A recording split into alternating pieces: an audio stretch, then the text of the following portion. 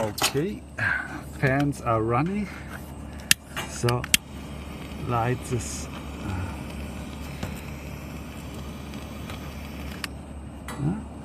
enough.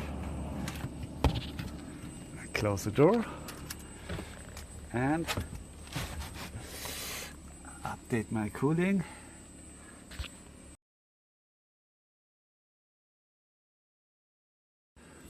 Okay, add some more wood now that it's start.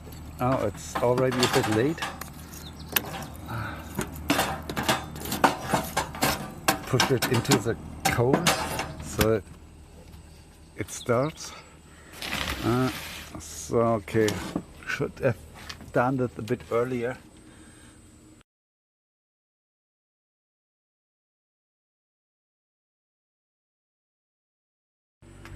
Okay, it starts to cook, but I still again need to add some wood. There's a lot to learn and also a lot to improve. But I only want to add small pieces of wood so that there's no smoke outside. That works fine. That's the ashtray, and now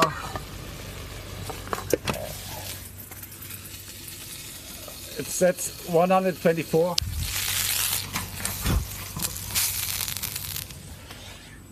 That's at the outside of the chimney is after the heat exchanger.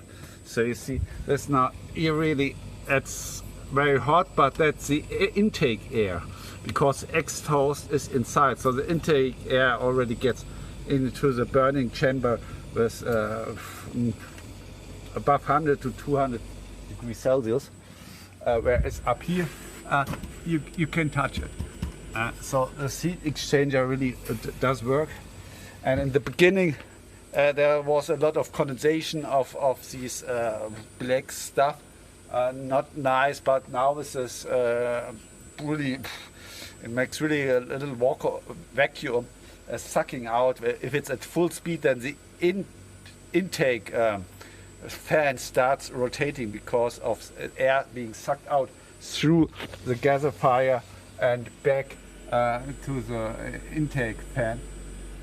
And so yeah, what's the time? 20:48, and I started 20:15, 20:30. So half an hour. Okay, you see, if I would have added more wood and started a full 100 and 200 blowing in and sucking out, usually goes right up. And this 127, that's the maximum of this Dallas temperature sensor. So I need a temperature sensor that can go up to 200 or 300 degrees. Okay, getting hungry.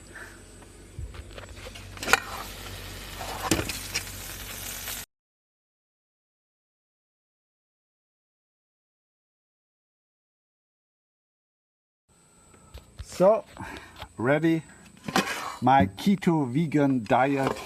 So this really very nice meat replacement. It's wheat gluten, so the wheat proteins, mushrooms, zucchini. Yeah, and that's it.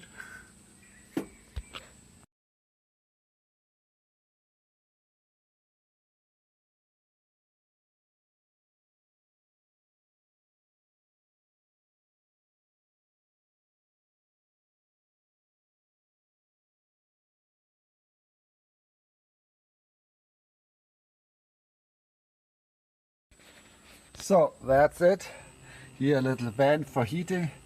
This really would be an awesome Kickstarter. You see, an indoor air gasifier where you can cook with wood and heat, and really very nice. It's looking very simple, but inside it's very complex. There are three, so yeah. I already might have a better design, but I'm really surprised that it's working so good.